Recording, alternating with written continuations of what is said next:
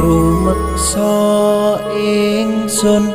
lakune stangaya wara kelawan mekak hawa kang dur angkara senajan setan gentayangan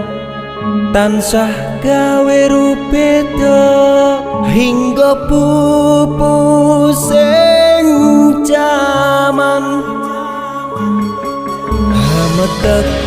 ingsun nyirep kene wisa murka maper hardaning panca saben ules sing netra